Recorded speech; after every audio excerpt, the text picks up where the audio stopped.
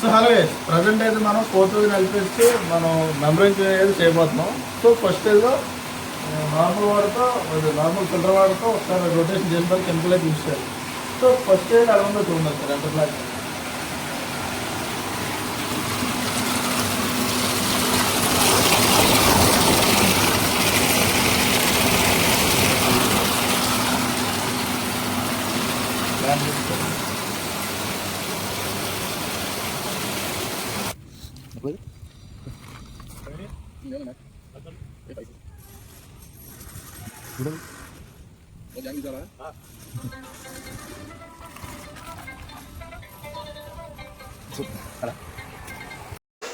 Hello guys, ఈ వీడియోలో ఏంటంటే మీకు ఒక ఐఎస్ఏ ప్లాంట్ ఏ విధంగా ఉండాలి అనేది. ఇది ఒక 5 years back ISA plant, but ఇప్పుడు ఐఎస్ఏ కాదు.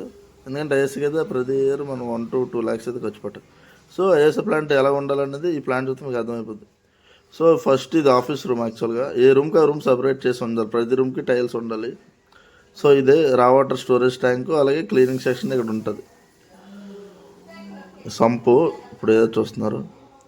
అండ్ తర్వాత ఇప్పుడు ఏదో చూస్తున్నారో ఇక్కడ మనకి సోడా మ్యానుఫ్యాక్చరింగ్ అయితే అవుతుంది ఈ ప్లాంట్లో. సోడా అలాగే వాటర్ ప్యాకెట్స్ ఈ రూమ్లో అయితే మనకి మ్యానుఫ్యాక్చరింగ్ అవుతుంది. గోలీ సోడా మనకి, అలాగే వాటర్ ప్యాకెట్స్, ఇంకా water bottles, 20 liters bottles, cooling cans అన్నీ కూడా ఈ ప్లాంట్లో అయితే మనకి తయారవుతుంది. మీరు ఎప్పుడైనా సోడా బాటిల్ ఫిల్లింగ్ మిషన్ చూసారో తెలియదు, కానీ ఇవి మీరు బేసికల్గా ఏదో చూస్తున్నారు ఇవన్నీ soda bottle filling machines. Soda bottles అప్పుడులో పగిలిపోతే ₹2 అనేవారు, బట్ ఇప్పుడు వాళ్ళు చెప్పిన తర్వాత నాకు క్లారిటీ వచ్చింది. ₹70 అంట ఒక బాటిల్ తయారవడానికి కాస్ట్.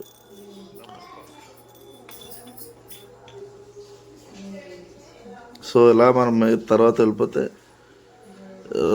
ఫిల్టర్ వాటర్ స్టోరేజ్కి సపరేట్గా ప్లేస్ ఉండాలి. అలాగే ప్లాస్టిక్ మన రా మెటీరియల్ అంతా స్టోర్ చేసుకుని సపరేట్ ప్లేస్ ఉండాలి. ప్రతి రూమ్ కూడా సీలింగ్ అయితే ఉండాలి.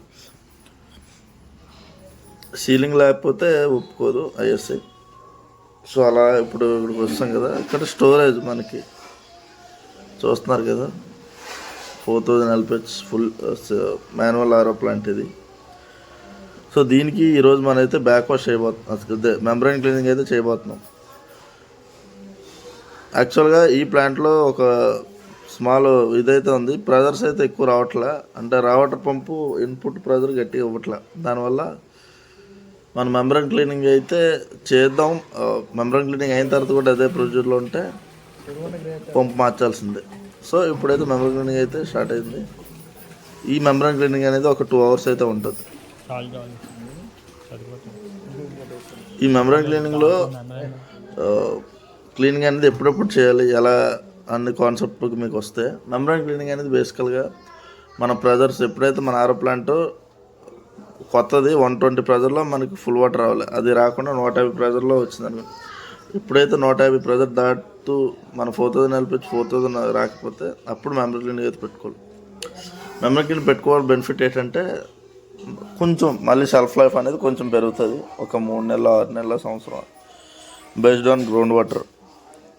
సో ఈ కెమికల్ క్లీనింగ్ చేసినప్పుడు మనకి స్మాల్ ఇదైతే వస్తుంది. సో మాస్క్ అయితే పెట్టుకుంటే మన సేఫ్.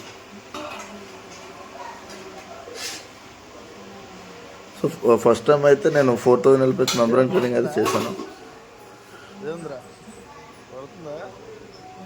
నొరగ ఇప్పుడు చూసారా, ఎందాకంత నొర రాలేదు, ఇప్పుడు ఎంత నొరగ వచ్చిందో. ఇప్పుడు అసలైన పవర్ఫుల్ మాట. సార్లేరా బయటనా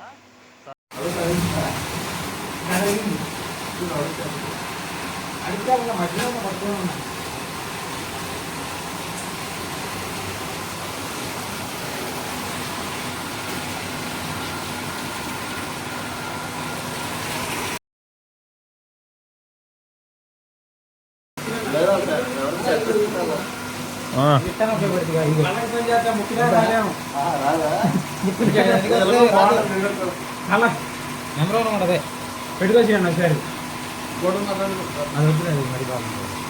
అదే ఓకేనా.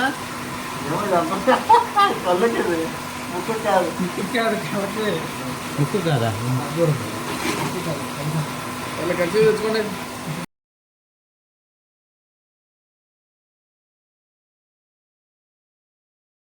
సో ఈ విధంగా మెమరీ క్లీనింగ్ అయితే చేంజ్ జరిగింది. మెమరీ క్లీనింగ్ సక్సెస్, బట్ రా వాటర్ పంపు ప్రెజర్ అయితే ఎక్కువ రావట్లే, ఎక్కువ ఫ్లో రావట్లే. మనకి 3500 ఫ్లో అయితే వస్తుంది, మనకి 6000 ప్లస్ ఫ్లో అయితే రావాలి.